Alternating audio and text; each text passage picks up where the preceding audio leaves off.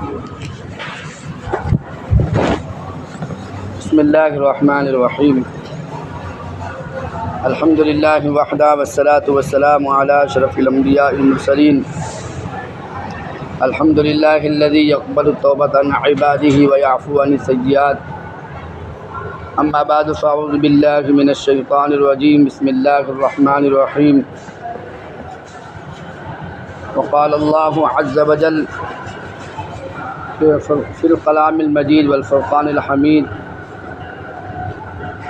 انما التوبۃ علی اللہ للذین یعملون السیئات حتی یعملون السوء بجہالہ ثم یتوبون من قریب فاولئک یتوب اللہ علیہم وکان اللہ علیما حکیما وفی مقام آخر یا ایہا الذین آمنوا توبوا الی اللہ توبۃ نصوحا عسى ربکم ان یکفر عنکم سیئاتکم ویدخلکم جنات تجری من تحتها الانہار وقال النبی صلی اللہ علیہ وسلم التائب من الذنب کمن لا ذنب له وفی حدیث آخر کل بنی آدم خطاؤون وخیر الخطائین التوابون وفی مقام آخر قال اللہ عز وجل ان اللہ لیتوب مسیء اللیل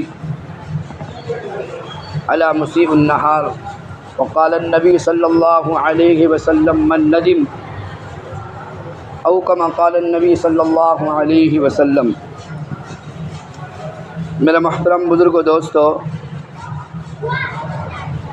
اس لیے کہ سال جو ہمارا گزر گیا ہے غفلت میں ہو یا اپنی چاہتیں پوری کرنے میں ہو یا نمازوں کے چھوڑنے میں ہو یا تلاوت کا موقع نہ ملا یا رات کو اٹھ کر گرم گرم آنسو بہا کر اللہ سے معافی مانگنے کا موقع نہ ملا یا زندگی کی ایک لمحات ایک سال کی گھڑی میرے آپ کی زندگی سے کم ہو گئی، تو اب جو آئندہ کی زندگی ہے وہ کیسا توبہ طائب ہو کر ہو، اللہ کی طرف رجوع ہو کر ہو، کیسے اپنے آپ کو گناہوں سے معافی منگوا کر اللہ کا مقرب بندہ بننے کا ہو۔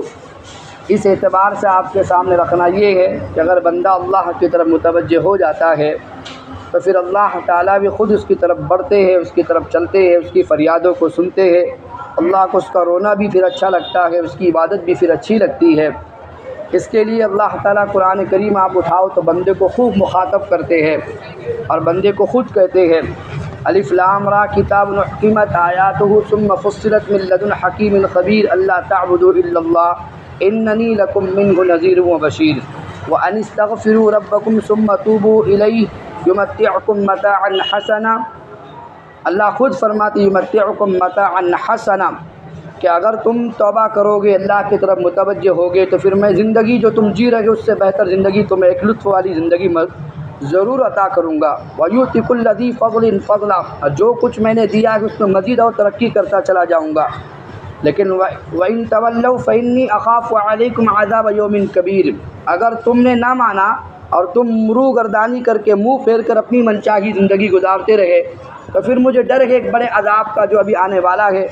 ایک قوم کو سمجھایا جا رہا ہے، ایسے ہی ہود علیہ السلام اپنی قوم کو سمجھا رہے ہیں یا قوم استغفروا ربکم ثم توبوا الیہ یزدکم قوۃ الی قوتکم یزدکم بقوۃ الی قوتکم ولا تتولوا مجرمین، کہ دیکھو میری قوم اللہ سے استغفار تو تم کرو، اللہ تعالیٰ تمہارے لیے بارشوں کا نظام شروع کرے گا اور جو قوت تمہارے پاس اس میں پھر اللہ تعالیٰ مزید ترقی کرے گا، اور یاد رکھنا تم مجرم بن کے منہ پھیر کر نہ جانا۔ ایسے نوح علیہ السلام اپنے قوم کو مخاطب کر رہے ہیں کہ فَقُلْتُ اسْتَغْفِرُوا رَبَّكُمْ، اللہ تعالیٰ فرمانے پورا تذکرہ کرتے فَقُلْتُ اسْتَغْفِرُوا رَبَّكُمْ ثُمَّ، اور اللہ وَيُرْسِلِ السَّمَاءَ عَلَيْكُمْ مِدْرَارًا وَيُمْدِدْكُمْ بِأَمْوَالٍ وَبَنِينَ وَيَجْعَلْ لَكُمْ جَنَّاتٍ وَيَجْعَلْ لَكُمْ أَنْهَارًا۔ اس لیے حسن بصری رحمۃ اللہ علیہ کے پاس کوئی آ کے کہتا ہے کہ حضرت آپ دعا فرما دے کہ اللہ تعالیٰ بارش کا نظام شروع فرماوے۔ انہوں نے کہا کہ تم استغفار کرو۔ تھوڑی دیر کے بعد ایک چل کر آتا ہے کہ آپ دعا کرے اللہ تعالیٰ ہمارے اولاد نرینہ نہیں ہے، اللہ اس میں برکتیں نصیب فرمائے۔ انہوں نے کہا تم استغفار کرو۔ تیسرے نے تھوڑی دیر آ کے کہا کہ آپ اللہ سے دعا کرے، کاروبار صحیح سے نہیں چلتا، آپ دعا کرے اللہ رزق میں برکت عطا فرمائے۔ انہوں نے پھر کہا کہ تم اللہ سے استغفار کرو۔ چوتھا آ کے کہتا کہ آپ دعا کرو، کھیتی باڑی کا نظام ہمارا بگڑ گیا ہے، اللہ سے دعا کرے اللہ تعالیٰ ہماری کھیتی باڑی کا انتظام فرمائے۔ انہوں نے کہا تم اللہ سے استغفار کرو۔ 5 بیٹھنے والوں نے کہا ہر طرح کے مریض آپ کے پاس آئے، نسخہ آپ نے ایک ہی دیا ہے کہ استغفار کرنا، کہا کہ میں کیوں کہوں؟ اللہ خود فرماتے ہیں وَيَسْتَغْفِرُ رَبَّكُمْ ثُمَّ تُوبُوا إِلَيْهِ يُمْدِدْكُمْ بِأَمْوَالٍ وَبَنِينَ وَيَجْعَلْ لَكُمْ أَنْهَارًا وَيَجْعَلْ لَكُمْ جَنَّاتٍ وَيَجْعَلْ لَكُمْ أَنْهَارًا۔ اللہ خود فرماتے تم استغفار کرو گے تو بارش کا نظام میں شروع کروں گا، استغفار تم کرو گے اولادوں میں ترقی دوں گا، استغفار کرو گے رزق میں ترقی دوں گا، استغفار تم کرو گے تمہارے باغات گلے میں آباد کروں گا۔ میں تو اللہ کی طرف متوجہ کرنا چاہ رہا ہوں۔ تو بہرکیف اللہ تعالیٰ خود بندوں کو مخاطب کرتے ہیں اور مخاطب کر کے کہتے توبوا الی اللہ جمیعا ایھا المؤمنون، اے ایمان والو تم اللہ کی طرف توبہ کرتے ہوئے بڑھو تو صحیح، اللہ کی طرف متوجہ تو ہو جاؤ۔ اس سے اللہ بعض اوقات فرماتے ہیں کہ یا ایھا الذین آمنوا توبوا الی اللہ توبۃ نصوحا، اے لوگوں توبہ کرنی ہو تو سچی پکی توبہ کرو۔ توبوا الی اللہ توبۃ نصوحا، اللہ کے سامنے توبہ سے سچی پکی توبہ کرو۔ اگر تم نے کر دی عسیٰ ربکم ان یکفر عنکم سیئاتکم، اگر تم توبہ کر بیٹھو گے تو اللہ پچھلے سارے گناہ تم سے جھاڑ دے گا۔ اور یدخلکم جنات تجری من تحتها الانہار، پھر ایسی جنتوں ایسے بالا خانے میں تمہیں داخل فرمائے گا۔ اور آگے فرما رہے ہیں یوم لا یخزی اللہ النبی والذین آمنوا معہ، کہ نہ جس دن نبی کو رسوا کیا جائے گا، نہ جس دن نبی کو اور ان کے ماننے والوں کو رسوا نہیں کیا جائے گا۔ نورہم یسعی بین ایدیہم وبایمانہم وبایمانہم یقولون ربنا اتمم لنا نورنا واغفر لنا انک علی کل شیء قدیر۔ لمبی چوڑی تفسیر اللہ تعالیٰ اس بندوں کو مخاطب کر کے اپنا بنانے کی کوشش کر رہے ہیں۔ اس سے اللہ کے نبی صلی اللہ علیہ وسلم نے فرمایا کہ کوئی دن ایسا نہیں گزرتا ہے کہ لیتوب مسیء اللیل، اللہ تعالیٰ انتظار کرتے بندے کے آنے کا وہ توبہ کر رہا ہو، کہ اگر دن کا گنہگار توبہ کرے رات تک اللہ معاف کرنے کو تیار ہے، رات کا گنہگار توبہ کرے صبح ہونے سے پہلے اللہ معاف کرنے کو تیار ہے۔ ایسے حدیث میں آتا ہے کل بنی آدم خطاؤن وخیر الخطائین التوابون، پورے بنی آدم خطا کار ہے، خطائیں ہوتی رہتی ہے، لیکن سب سے بہترین خطا کار وہ ہے جو اللہ کے سامنے توبہ بھی کرنے والا ہو۔ اگر وہ توبہ کرتا ہے متوجہ اللہ کی طرف ہوتا ہے تو نبی فرماتے ہیں تائب من الذنب کمن لا ذنب له، کہ گناہ سے توبہ کرنے والا تو پھر ایسا ہے گویا زندگی میں اس نے کوئی گناہ کیا ہی نہ ہو۔ اس لیے حدیث میں آتا ابوبکر صدیق رضی اللہ عنہ فرماتے ہیں جس دن سے اللہ نے آسمان کو زمین کو پیدا فرمایا ہے اللہ نے بہت سارے دروازے بنائے ہیں، ایک دروازہ اللہ نے توبہ کا بنایا ہے، وہ توبہ کا دروازہ جب زمین آسمان بنی جب سے کھلا ہوا ہے، جب قیامت کی شام آئے گی اس سے پہلے اللہ توبہ کا دروازہ بند کرے گا۔ ان اللہ عز وجل یتوب توبۃ العبد ما لم یغرغر، جب تک کہ اس کی روح پرواز کرنے کے قریب نہ ہو جائے، جب تک گرگرے کی حالت نہ پیدا ہو، اللہ تب بھی اس کا بندے کا استقبال کرتے اور اس کے آنے کا توبہ کا انتظار کرتے ہیں۔ اس لیے ترمذی کی روایت ہے، مستدرک حاکم امام حاکم فرماتے ہیں کفل کا واقعہ آپ نے ہزاروں مرتبہ سن رکھا ہوگا، لیکن اللہ تعالیٰ ایسے گنہگاروں کو معاف کرنا چاہتے ہیں۔ میں نے آپ نے اتنے گناہ تو نہیں کیے ہوگے شاید کہ کوئی دن کوئی رات ایسی نہ گزرتی ہو جو عیاشی میں نہ گزارتا ہو، کہ اس کفل نامی بنی اسرائیل کا شخص ہے، بڑی دولت اللہ نے عطا فرمائی، حسن جمال اللہ نے عطا فرمایا ہے، ایک خاتون چل کے اس کے پاس آتی ہے کہ دیکھو کہ میرے لیے گزارے کا قرض کچھ دے دو آپ تاکہ میں گھر جا کے گزارا کروں۔ اس نے کہا معاذ اللہ میں جتنا چاہو دے دوں گا، 60 دینار تمہیں دیتا ہوں لیکن میری خواہش بھی پھر تمہیں پوری کرنی ہوگی۔ تو وہ عورت شرما کر چلی گئی۔ چند دنوں کے بعد یا چند دن کے بعد یا چند لمحات کے بعد پھر آتی ہے کہ آپ مجھے کچھ قرض دے۔ تو اس نے کہا کہ نہیں میری پہلی شرط وہی ہے، اگر تم میری خواہش پوری کرو گی تو پھر میں تمہیں قرض 60 دینار دیتا ہوں۔ لہذا پھر وہ شرما کر چلی گئی۔ تیسری مرتبہ پھر وہ چلتے چلاتے آتی ہے، اور یاد رکھنا جب زکوٰۃ کی رقم امیروں کے جیب میں رہ جاتی ہے تو پھر فقیروں کی اور غربا کی بیٹیاں وہ آمادہ ہوتی اپنے پیٹ بھرنے کے لیے ان غلط راہوں پہ نکلنے کے لیے۔ تو بہرکیف وہ خاتون تیسری مرتبہ آئی ہے، تیسری مرتبہ پھر اس نے کہا کہ جب میری چاہت کو پورا کرے گی تو میں ضرور تجھے رقم دے دوں گا۔ لہذا اپنے بچوں کی بھوک سے تاب نہ لاتا دیکھ کر اس نے عرض کیا کہ ٹھیک ہے میں تیار ہوں۔ وہ بن صبر کر اس کے لیے تیار ہو گئی، لیکن جب بدن رات میں دیکھا ہے تو گرمی ہے اور بدن پہ لرزہ طاری ہے، اس کے آنسو بہ رہے ہیں اور وہ کانپ رہی ہے اور تنہائی سے ڈر رہی ہے۔ یہ دیکھ کر اس کو کفل نے کہا میں نے تجھے مجبور تو نہیں کیا تھا، کہا کہ مجبور تو نے بھلے نہ کیا ہو لیکن میرے بچوں کی بھوک نے مجھے مجبور کیا ہے کہ تیرے در پر میں آئی ہوں، ورنہ خدا کی قسم آج سے پہلے یہ کام میں نے زندگی میں کبھی نہیں کیا ہے۔ میں اللہ سے ڈرنے والی خاتون ہوں، صرف پیٹ کی وجہ سے میں مجبور ہو کر تیرے در پر آئی ہوئی ہوں۔ یہ جملے سننا تھا، اس کی بات دل کی دنیا اس کی بدل گئی. اس نے کہا کہ بہنا تم جاؤ, ہم تمہیں باعزت ایسے ہی رہا کرتے ہیں, تمہیں آزاد کرتے ہیں اور ہم تمہیں واپس کرتے ہیں. وہ رقم دینے لگی. کہا کہ 7 دینار تمہاری نظر ہے. وہ خاتون لے کر جا رہی ہے لیکن نہیں پتہ اس کی پل کو اس کے ساتھ کیا ہونے والا ہے. ایک جملہ جا کے دل پہ لگا ہے, زندگی بدلنے کا اس نے سوچ لیا, اور سوچنے کے بعد اس نے ٹھان لیا کہ بس اب یہ رات اللہ کے سامنے رو رو کر گزارتے ہیں اور اللہ کے سامنے توبہ کر رہا ہے. اور کسی کو پتہ ہی نہیں بنی اسرائیل کا وہ ظالم اور ساری رات خونی سفاک اور رہزن اور لوگوں کے مال غصب کرنے والا اور ایسا زانی اور خونی سفاک آدمی بھی کبھی توبہ کر سکتا ہے. جب رات ہوئی اچانک اس کا موت کا وقت قریب آ گیا. وہ توبہ پہلے اللہ کے سامنے کر چکا تھا. اس بہن سے کہا تو بھی میرے لیے استغفار کرنا. وہ تو چلی گئی 7 دینار لے کر. یہ ساری رات اللہ کے سامنے روتا رہا. آخری پہر اجل نے اس کو دستک دے دی. جب موت کا فرشتہ روح قبض کر کے لے کے جا رہا ہے تو صبح بنی اسرائیل نے دیکھا اس کے جو گھر ہے اس کے دروازے پر لکھا ہوا ہے نورانی شکل سے, نورانی سطر سے, ان اللہ قد غفر للکفر, اللہ تعالیٰ نے کفل کے پچھلے سارے گناہوں کو معاف فرما دیا. ایک رات کی توبہ زندگی کے سارے گناہوں کو دھو رہی ہے. ایک رات کی تنہائی اللہ سے مانگنا پچھلے پر پانی اور جھاڑو پھیر کر اس کو صاف کر رہی ہے. شرط یہ کہ کوئی رات ہماری آ جائے, کوئی لمحہ ہمارا آ جائے, کوئی تنہائی کا موقع میرا آپ کا آ جائے, اپنے گناہوں پر نادم شرمندہ ہو جائے. کبھی تو واپس پلٹنے کی, کبھی تو فقیر اللہ, اللہ کی طرف بڑھنے کی طرف میں آپ متوجہ تو ہو کر دیکھے اللہ تعالیٰ کیسے بندوں کو قریب کرتے ہیں. کتنے واقعات بنی اسرائیل کے ہیں آپ اٹھا کر دیکھیں. یہ معارف اور مثنوی ہے. مولانا رومی رحمۃ اللہ علیہ واقعہ بیان کرتے ہیں کہ بنی اسرائیل کا آدمی ہے اور اس کا نسوح, اس کا نام اللہ جو فرماتے ہیں نا یا ایھا الذین آمنوا توبوا الی اللہ توبۃ نصوحا. نسوح کہتے ہیں سچی پکی توبہ کرنا. نسوح کہتے ہیں سچی پکی توبہ کرنا. ایسی توبہ جس میں استغفار ہو, ایسی توبہ جس میں بعد میں گناہوں کی طرف واپس لوٹنے کا کوئی عدم نہ ہو. ایسے گناہ کو توبۃ النصوح سچی پکی توبہ کہا جاتا ہے. لہذا وہ نسوح نامی شخص ہے.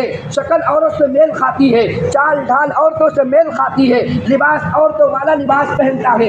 زنانہ خانے میں مردوں کے ساتھ کو چھوڑ کر عورتوں کے ساتھ شاہی خزانے میں, شاہی محل میں کام کرتا ہے. شہزادیوں کا بدن دبانا اس کا کام تھا. بادشاہ کی بیویوں کا بدن مالش کرنا اس کی ذمہ داری تھی. ساری زندگی لذتیں لے لے کر زندگی تنہائی میں گزار رہا ہے. لیکن اللہ کا کرنا ایسے ہوا, ایک دن ایک شہزادی نے اٹھ کر کہا کہ بابا جی آج میرے کوئی جو انگوٹھی تھی, انگوٹھی میں قیمتی نگینہ تھا, وہ نگینہ مجھ سے غفلت میں گر گیا ہے. ابھی کوئی محل سے باہر نہیں نکلا, میں چاہتی ہوں سب کی تلاشی لے. باپ نے کہا کیا کرنا چاہیے؟ کسی بند کمرے کے اندر ان تمام کو ایک ایک کر کے داخل کرو, اس کا لباس اتارو, شاید اس نے کہیں اور چھپا رکھا ہو. قیمتی ہیرا ہے اور قیمتی نگینہ ہے. لہٰذا سب کو لائن سے لگا دیا گیا. یہ نسوح نامی آدمی جو تھا, جو عورتوں والی زندگی گزارا کرتا تھا اور عورتوں سے تسکین حاصل کیا کرتا تھا, اس کو بھی لائن میں لگا دیا گیا ہے. نمبر 1 2 3 آ رہا ہے. 4 نمبر گزرنے کے بعد اس نے دیکھا میرا لباس اترے گا, میرا راز ظاہر ہوگا, میں نہ عورت, میں تو مرد ہوں اور ساری زندگی بادشاہوں کی بیویاں ہے اور ان کی بیٹیوں کے ساتھ لذت میں نے حاصل کی ہے. وہ تو جیسے میرے بدن سے کپڑا نکلے گا بس میری گردن تو ماری جائے گی. اب اللہ کے سامنے متوجہ ہوا اور 2 نمبر لوگ اس کے آنے کے باقی ہے. آگے 2 لوگ کھڑے ہیں, 4 لوگوں کا پہلے انتظام ہو چکا ہے. وہ بھی کھڑے کھڑے لرزہ اس پر طاری ہے. اللہ سے سچی پکی توبہ کرتا ہے کہ اللہ ساری زندگی لذتیں اٹھائی ہے, اب بس تو ہی بچانے والی ذات ہے. آج اگر میں لباس اتر گیا میں تو رسوا ہو جاؤں گا.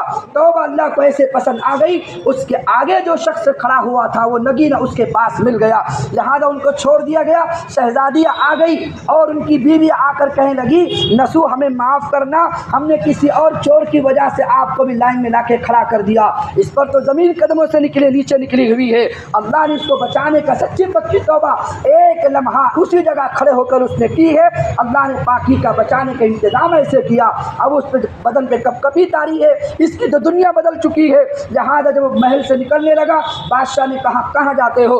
اس نے کہا کہ دیکھو ساری زندگی اپنی چاہتوں میں گزار دیا ہوں, اب میں اللہ کے سامنے نافرمانی چھوڑ کر توبہ کرنا چاہتا ہوں, اب مجھے اس محل سے جانے دو. لہٰذا سچی پکی توبہ کر کے نکل گیا ہے. آج تک جو بھی کتب ابدال دنیا میں جیتے ہیں، جب وہ کہتے توبۃ نصوحا، ایک نام اس نسو کا بھی لیتے ہیں، اللہ نے اس کی توبہ کو سارے لوگوں میں ایسی محبتوں میں تبدیل کر دیا۔ شرط ہے کہ ہم سچی پکی توبہ تو اللہ کے سامنے کریں، ان کی طرف متوجہ تو ہو، اللہ تعالیٰ معاف کرنے کو تیار ہے۔ اتنا ایک دن دو دن نہیں، 100 سال ہو 40 سال ہو، لے کر آؤ گناہ۔ اللہ فرماتے لو بلغت ذنوبک عنان السماء، تیرے گناہ زمین کی تہ سے لے کر آسمان کی چھت کو لگے، اور خدا کی قسم آدم سے لے کر آخری انسان تک سب زنا کے اڈوں میں پڑے رہے، سب شراب خانوں میں پڑے رہے، سب عیاشی میں لگے رہے، سب معاصی سیئات میں پڑے رہے، سب خطایا کرتے رہے، تو زمین کی تہ سے آسمان کی بلندی کو گناہ نہیں لگا سکیں گے۔ لیکن اللہ کا دعویٰ، اللہ کا وعدہ ہے ایک ایسا بدبخت پیدا ہو جائے، اتنے گناہ لے کر میرے پاس آئے کہ زمین کی تہ سے لے کر آسمان پوری کائنات گناہ سے بھری ہو، اور ایک مرتبہ کہ اللہ مجھے معاف کر دے، میں سارے گناہ اس کے ایسے معاف کروں گا، مجھے کسی کی کوئی پرواہ نہیں ہوگی۔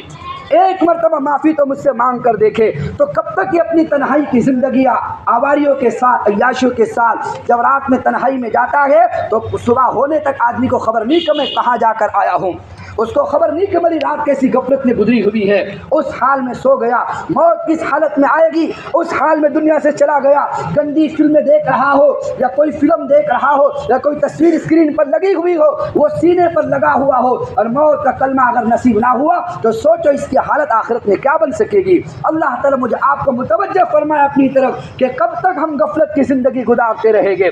اس لیے مسلم کی روایت ہے، اللہ کے نبی صلی اللہ علیہ وسلم کے پاس سلیمان بن بریدہ رضی اللہ عنہ فرماتے ہیں کہ ماعد بن مالک اسلمی رضی اللہ عنہ روتے روتے نبی کے پاس آتے ہیں۔ مسلم کی روایت، صحیح مسلم۔ تو میں آپ کو عرض کر رہا تھا 40 سال کا ہو یا 50 سال کا ہو یا 100 سال کا ہو، بعض لوگ کہتے ہیں کہ 100 چوہے کھا کے بلی حج کو چلی، بولتے ہیں نا بعض لوگ، ارے بھائی 200 کھا کے حج کو جاؤ، اللہ معاف کرے گا نہیں کرے گا؟ یہ جھوٹی مثال ہے۔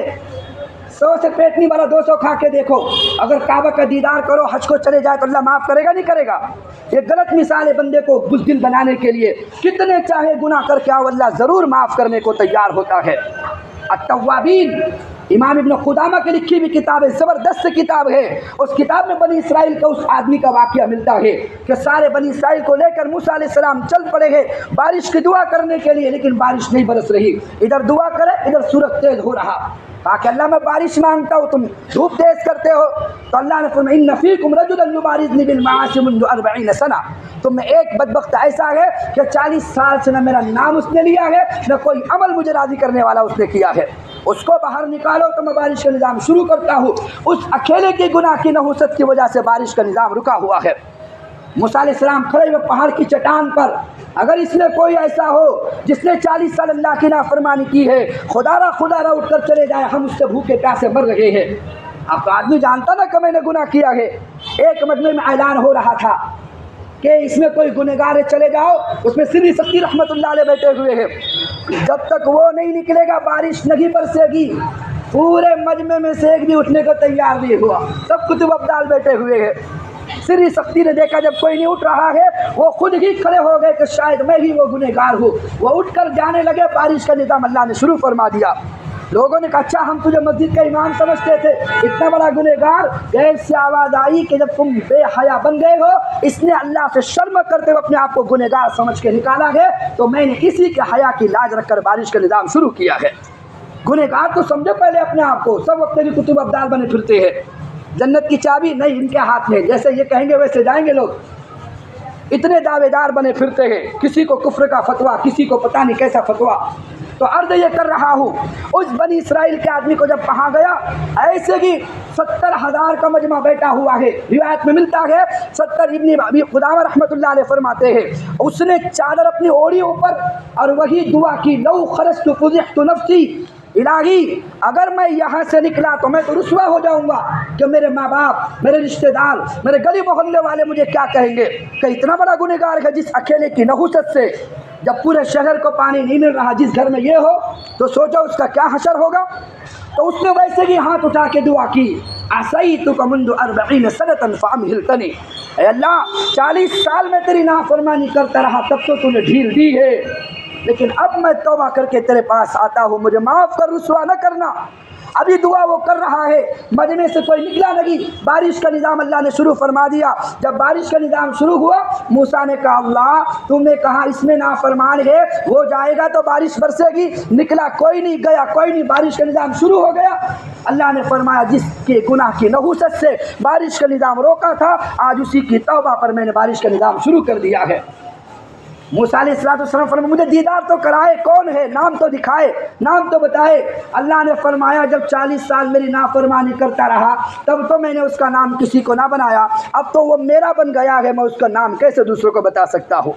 اتنی محبتیں کرنے والا خدا، بیوی ایک دن جفا کرتی ہے، دوست ایک دن دوستیاں توڑ دیتے ہیں، بہنیں اپنے لال بھول جاتی ہے، مائیں اپنے لال بھول جاتی ہے، ایک وقت آتا ہے کہ رب کی ذات ایسی ذات ہے سارا جہاں اسے بھول جا، خدا ایک لمحہ بھی اپنے بندے کو نہیں بھولتا۔ اس کی طرف ہم متوجہ تو ہو کر دیکھیں۔ جیسے میں آپ سے کہہ رہا تھا، صحیح مسلم ہے، کتاب الحدود ہے، اس میں باب قائم کیا گیا، باب من اعترف علی نفسہ بالزنا، جس نے گناہ کا اعتراف کر لیا ہو اس کی حدود کے متعلق مسلم نے باب قائم کیا ہے۔ فرماتے مائد اسلمی رضی اللہ عنہ، مائد بن مالک اسلمی نبی کے پاس آتے، یا نبی اللہ طاہرنی، مجھے پاک کرے۔ نبی نے فرمایا واپس لوٹ جاؤ، اللہ سے استغفار کرو، وہ تمہیں معاف کرے گا، اس کی طرف متوجہ ہو۔ وہ چلے گئے، تھوڑی دور جا کے واپس آئے، یا نبی اللہ طاہرنی، مجھے آپ پاک کرے۔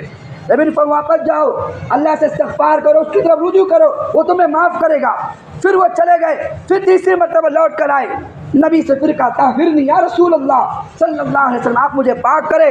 اللہ کے نبی صلی اللہ علیہ وسلم فرمایا کہ دیکھو واپس لوٹو، اللہ تمہیں معاف کرے گا۔ چوتھی مرتبہ پھر آئے ہیں تو اللہ کے نبی صلی اللہ علیہ وسلم فرمایا ایک صحابی سے، دیکھو یہ پاگل تو نہیں ہے، ارے یہ ستیا گیا ہے، یہ پاگل تو نہیں ہے۔ وہ صحابی نے کہا نبی اللہ میں جانتا ہوں یہ پاگل نہیں ہے۔ نبی نے پھر کہا دیکھو اس نے شراب تو نہیں پی رکھی ہے۔ ایک صحابی اٹھے، قریب جا کر سونگا، کہا کہ یا نبی اللہ شراب کی کوئی بدبو نہیں آتی۔ نبی نے فرمایا پھر اسے رجم کرو۔ رجم کیا ہوتا ہے؟ گڑھا کھودا جاتا ہے اور اس کے اندر اس کو داخل کیا جاتا ہے، سر اس کا باہر ہوتا ہے اور اس کو پتھروں سے مار مار کر اس کو موت کے لیے سلایا جاتا ہے۔ ایسی دردناک سزا ہے، آدمی تنہائی میں گناہ نہیں کرے گا اس سزا کو اگر رعایت کیا جائے تو، تنہائی میں کوئی چھپ کر گناہ نہیں کرے گا۔ جب پتھر مارے جا رہے ہیں تو اللہ کے نبی صلی اللہ علیہ وسلم کے صحابی خالد بن ولید رضی اللہ عنہ، ایک روایت میں غامدیہ جس کے ساتھ انہوں نے زنا کیا تھا اسی کے ساتھ کا واقعہ ہے۔ بہرکیف امام مسلم لکھتے ہیں جب اللہ کے نبی کے صحابی خالد اس کو مار رہے تھے تو اپنا لباس بچا رہے کہ خون کا فوارہ میرے جسم پہ نہ آ جائے۔ نبی نے فرمایا لقد تابت توبہ لو قسمت علی امہ لوسعتہم، اس نے ایسی توبہ کر کے دنیا سے گیا ہے اگر میری پوری امت پر تقسیم کر دیا جائے تو اللہ تعالیٰ سب کا بخشش کا فیصلہ فرمائے، اور ایک جماعت پہ تقسیم کیا جائے تو اللہ سب کو اللہ معاف فرما دے، یہ سب کو گھیرے میں لے لے۔ میرے کیف عرض کرنا چاہ رہا ہوں، ہم متوجہ تو ہو، اللہ کی طرف توبہ تائب تو ہو، کب تک گناہوں کے اندر پڑے رہیں گے؟ انگلینڈ کے نوجوانوں نے 1998 میں اخبار میں لکھا تھا یہاں کی عیاشیاں ہمیں کب تک اپنے خدا اپنے رسول سے دور کرے گی، گناہ کرتے کرتے نفس بالکل بوجھل ہو گیا ہے کہ کب تک یہ کرنا ہے۔ ہوتا ہے کبھی کبھی کسی رات آدمی کو رونا آتا ہے یار کب تک کرو گے، بس بھی کر، ہوتا ہے نہیں ہوتا ہے۔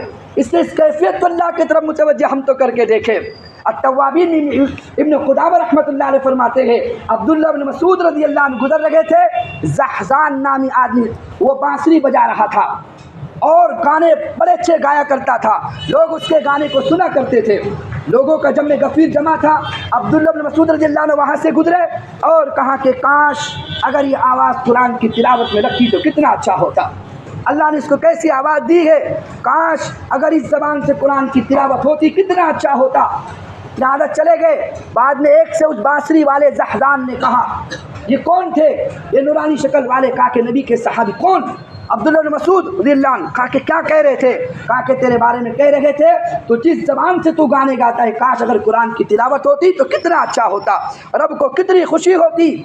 لہٰذا یہ جملے سن کر اس نے کہا کہ مجھے ان کا درد تو دکھاؤ۔ وہ چلتے چلتے آیا ہے، اس نے توبہ کی ہاتھ پر کہ آج کے بعد میں کبھی بانسری کبھی گانا نہیں بجاؤں گا۔ اتنا بڑا صحابی بنا آگے چل کے۔ عبداللہ مسعود کی روایات اور سلمان فارسی کی روایت زیادہ اسی صحابی سے ملتی ہے۔ توبہ ہونے کے بعد اللہ تعالیٰ ایسے ذخیرے کھولتے ہیں، اللہ تعالیٰ ایسے نوازتے ہیں۔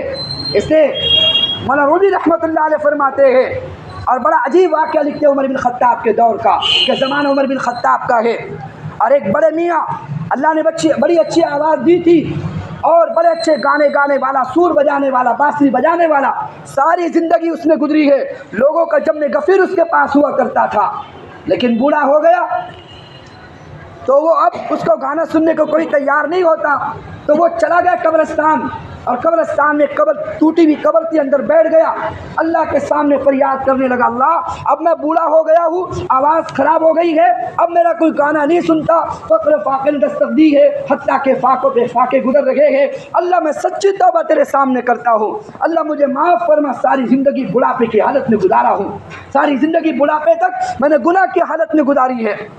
عمر بن خطاب اپنے گھر میں سو رہے تھے، خواب میں کسی کہنے والے نے کہا کہ میرا ایک دوست قبرستان میں دعا کر رہا ہے، کھانا پہنچانے کی ذمہ داری عمر تیری ہے۔ سبحان اللہ، صحابی رسول ہے، امیر المؤمنین ہے، خلیفۃ المسلمین ہے، 22 لاکھ مربع میل کا تنہا حاکم ہے، نیند سے کوئی اٹھا رہا ہے کہ جاؤ ایک گنہگار نے توبہ کر لی ہے، اب اس کو کھانا کھلانے کی ذمہ داری تمہاری ہے۔ عمر بن خطاب دوڑتے دوڑتے چلے ہیں، قبرستان میں تلاش کرتے ہیں، عمر کی آنکھ پا کر اس نے سر نکالا، عمر کو دیکھ کر تو گھبرا گیا، اب نیزہ ہوگا یا تو کوڑا ہوگا اور میری پٹائی ہوگی کہ میں نے ساری زندگی غفلت میں گزاری ہے۔ عمر بن خطاب کے ہاتھ میں کھانا، کہا کہ کھاؤ، کہا کہ مجھے، کہا کہ تمہیں کیسے معلوم، کہا کہ تم کھاؤ، اس نے کھانا شروع کیا، ارے بتاؤ تو صحیح تمہیں کیسے معلوم اس قبرستان میں تنہا رات میں میں یہاں بھوکا، کس نے بتایا؟ عمر بن خطاب کے آنسو نکل پڑے، کہا کہ میں رات میں سویا ہوا تھا، کوئی کہنے والا مجھے کہہ رہا تھا ایک گنہگار نے مجھ سے توبہ کر لی، عمر اب اٹھ، اس کو کھانا کھلانا تیری ذمہ داری ہے۔ اس نے لقمہ چھوڑا، فسجدہ، سجدے میں گر کر کہنے لگا، اللہ تیرے کیا کہنے، ساری زندگی تیری نافرمانی میں گزارا، ایک لمحہ عبادت میں کیا گزارا، اللہ نے عمر کو میرے لیے اٹھا کر دسترخوان لگا کر مجھے کھانے کا انتظام فرما دیا۔ کیسے اللہ رحیم ہے، کریم ہے، متوجہ تو ہو اللہ کی طرف، کوئی بڑے دوست کی طرف۔ اس لیے روض الریاحین فی حکایت الصالحین میں امام علامہ عبداللہ اسعد یافی رحمۃ اللہ علیہ فرماتے ہیں، آخری بات آپ کے سامنے رکھ رہا ہوں، اللہ توبہ کرنے والوں کو کیسے پسند فرماتے ہیں کہ بشر حافی رحمۃ اللہ علیہ زندگی غفلت میں ابتدائی گزری ہوئی ہے اور اندر ناچ گانا چل رہا ہے، ایک لڑکی رقص کر رہی ہے، بشر حافی کھڑے ہو کر ناچ بھی رہے ہیں، شراب خود بھی پی رہے، اس کو بھی پلا رہے ہیں۔ ایک نیک آدمی گزرا، اس نے دروازے پہ دستک دی، اس نے بانسری چھوڑی، گانا چھوڑا، محفل چھوڑ کر دوڑ لگائی باندی نے، اور باندی قریب آ کر پوچھتی ہے کون ہو، کہا کہ اندر کیا چل رہا، کہا کہ ایک محفل سجی ہے، کہا کہ وہ جو بندہ ہے حر ام عبد، وہ آزاد ہے، صاحب ہذہ الدار حر ام عبد، وہ آزاد ہے یا غلام ہے؟ تو باندی نے کہا نہیں وہ تو آقا ہے، آزاد ہے۔ تو اس نے کہا کہ ہاں، جو آزاد ہوتا ہے پھر زندگی ایسے ہی گزارتا ہے، غلام اگر ہوتا ایسے غفلت میں زندگی نہیں گزارتا۔ وہ چلا گیا، تھوڑی دیر کے بعد بادشاہ حافظ نے شراب کے نشہ ختم ہو کر پوچھا یہ کون تھا، کہا کہ کوئی نیک، کہا کہ کیا کہا، کہا کہ کہا اگر آزاد ہے تو زندگی ایسے غفلت میں گزرے گی، اگر غلام ہوتا اللہ اور اس کے رسول کا تو زندگی ایسے نہیں گزرتی۔ دوڑ لگائی، چپل پیر میں نہیں تھی، ویسے ہی دوڑ لگائی جلد بازی میں اس کو تلاش کرنے کے لیے۔ اس نے حافی کہتے ہیں ننگے پیر چلنے والا، ساری زندگی پھر چپل کبھی نہ پہنی کہ پتہ نہیں اللہ کی زمین ہے، اللہ کا فرش ہے، میں ناپاک قدم اس پہ کیوں رکھوں، جہاں سے گزرتے ہیں۔ روایت میں ملتا ہے کہ جب گزرتے تھے پاخانے کو اللہ تعالیٰ زمین کو حکم دے کے نگلا دیتے تھے کہ میرا ولی یہاں سے گزرنے والا ہے۔ اللہ نے ایسی توبہ کی توفیق دی، وہ گئے، اس سے کہا کہ تم نے کیا کہا، کہا کہ وہی کہتا ہوں، تم آزاد ہو یا غلام، کہا کہ میں آزاد ہوں، کہا کہ پھر ایسی غفلت کی زندگی گزارو، اگر غلام ہے اللہ اور اس کے رسول کا تو اللہ کی چاہت کی زندگی گزارنی پڑے گی۔ پھر توبہ طائب ایسے ہو کے دنیا سے گئے، ایسے توبہ طائب ہو کر گئے، اللہ نے زندگی ایسے بدلی، اللہ نے ولیوں کا سردار بنایا۔ واپس لوٹ رہے ہیں، زمین پر ایک قرآن کا ورق اور جس میں بسم اللہ الرحمن الرحیم لکھی ہوئی ہے وہ پڑی ہوئی تھی، اس کو اٹھا کے صاف کیا، اپنے سر پہ سجایا اور اس کو بوسہ دیا۔ رات میں سوئے گئے اور حسن بصری خواب میں کوئی آ کے کہنے والا کہتا ہے بشر حافظ سے جا کے معاف کرنا، ولی اللہ کے خواب میں آ کر اللہ فرماتے ہیں بشر حافظ سے جا کے کہہ دو تم نے میرے نام کو فرشوں سے اٹھا کر اپنے سروں پہ رکھ دیا، آج کے بعد میں نے بھی تجھے فرشوں سے اٹھا کر عرشوں پہ رکھ دیا، اور آج کے بعد تجھے اپنا دوست اور ولی بنا لیا۔ کہ زندگی غفلت کو چھوڑ کر اگر تم متوجہ ہو رہے ہو اللہ تعالیٰ ایسے معاف کرنے کو تیار ہوتے ہیں، لیکن شرط ہے ہم بڑے تو صحیح، ہم متوجہ تو ہو اللہ کی طرف۔ کتنے سال گزر گئے، کتنے لمحات گزر گئے، کتنی راتیں غفلت میں گزرتی ہے۔ ہر آدمی سوتے ہوئے کوئی فلم لگا کے سوتا ہے، کوئی گانا سنتے سنتے سوتا ہے، کوئی گندی فلمیں دیکھتے سوتا ہے، کوئی گندی تصویریں دیکھ کر سوتا ہے۔ اگر موبائل سینے پر ہو، اس حال میں کبھی موت آئے تو سوچو اللہ کو کیا جواب دیں گے۔ کلمے والی موت ہوئی، شرابی شراب کے نشے میں مرتا ہے، ایمان دل سے نکل کے سر پہ کھڑا ہوتا ہے۔ زانی زنا کی حالت میں مرتا ہے، ایمان زنا کرتے وقت نکل کے سر پہ کھڑا ہو جاتا ہے۔ تو سوچو موت کا کوئی بھروسہ نہیں ہے، وہ کس حالت میں دنیا سے جائے گا اگر غفلت کی زندگی تنہائی میں چلا گیا۔ اس لیے اس آنکھوں کو کھولنا ان کے لیے۔ عبداللہ بن مردوک رضی اللہ رحمۃ اللہ علیہ بہت بڑے اللہ والے گزرے ہیں، اسیت روض الریاحین میں ملتا ہے۔ ایسی توبہ اللہ کے سامنے کی، ایسی توبہ کی کہ ایک مرتبہ رس کے کر رہے گے اور اچھا ناچ گانا چل رہا تھا، بانسری خود بھی بجاتے سیدھی بھی کرتے تھے۔ لہٰذا جب رات میں سوئے گئے، ان کی ایک باندی جی جو نوکرانی تھی، وہ راتوں کی تہجد گزار تھی، وہ آئی، کہا کہ کب تک غفلت کی نیند سوتا رہے گا؟ آج نہ ظہر پڑی، نہ عصر، نہ مغرب پڑی، نہ عشاء، سارے دن بھر شراب کے نشے میں پڑا رہا۔ انگار کا ایک انگارہ نکالا چولہے سے، اس کو کسی برتن میں رکھا، برتن میں رکھ کر عبداللہ بن مرزوق سو رہے تھے، ان کے تلووں کو لگایا۔ جو چٹکا بیٹھا تو آنکھ کھلی، وہ مارنے کے لیے دوڑے، تیری اتنی ہمت، اپنے آقا کو چٹکا دے کر جلانا چاہتی ہے۔ وہ رو پڑی کہ آقا جب دنیا کے ایک انگارہ تم برداشت نہیں کر سکتے تو سوچو جہنم کی آگ تم کیسے برداشت کرو گے؟ اللہ کو کیا منہ دکھاؤ گے؟ بس جا کے بات دل پہ لگی ہے، اللہ تعالیٰ نے توبہ کی توفیق نصیب فرمائی۔ ایسی زندگی گزری ہے، ایسی زندگی گزری ہے، جا کے دیکھو ان اللہ والوں کے حالات، آپ کو پتہ چلے گا۔ اس کے لیے عرض کرنا چاہتا ہوں، اگر کوئی تنہائی کے گناہ مجھ سے آپ سے ہوتے ہیں، وہ تنہائی اللہ جانتا ہے۔ کسی عالم کو، کسی کی بیوی کو، کسی کی والدہ کو، ماں باپ کو خبر نہیں ہے۔ اس تنہائی سے توبہ تو کر کے دیکھو۔ ظاہر بہت ہو گیا کہ سر پہ پگڑی جلدی آتی ہے، جسم پہ جبہ کبہ جلدی آتا ہے، ہاتھ میں تسبیح، جیب میں مسواک جلدی آتی ہے، لیکن تنہائی سے پاک ہو کر اگر ہم نے دل کی دنیا کو تنہائی میں کبھی بدل دیا، اللہ خدا کی قسم باہر کے حالات کو اللہ ضرور بدل دیں گے۔ اندر تو ہم پہلے بدلے۔ کوئی مفتی صاحب سے پوچھو، مفتی صاحب چوہا گر گیا ہے کنویں میں، کتنے ڈول نکالوں؟ مفتی صاحب بولے کہ 30 ڈول نکال دو، کنواں تمہارا پاک ہوگا۔ وہ 30 ڈول نکال دے۔ ایک دن ملاقات ہوئی، وہ بھائی چوہا نکالا تھا؟ کہا کہ چوہا تھوڑی نکالا تھا، چوہا تو اندر ہی پڑا ہوا ہے۔ کہا کہ چوہا اندر پڑا ہو 30 کا 60 ڈول نکالو تب بھی یہ پاک نہیں ہوگا۔ خدا کی قسم دلوں میں بڑے بڑے گھوس بھرے ہوئے ہیں گناہوں کے، جب تک ان توبہ کے ذریعے سے باہر نہیں نکالیں گے، باہر کا ظاہر، باہر کے حالات نہیں بدلے گا۔ باہر کے حالات بدلنا ہو تو اندر کی زندگی بدلنی پڑے گی۔ توبہ کرتے سب انشاءاللہ، توبہ کرے کہ موت کی شام تک انشاءاللہ کوئی نماز انشاءاللہ قضا نہیں کریں گے۔ اللہ مجھے آپ کو عمل کی توفیق دے۔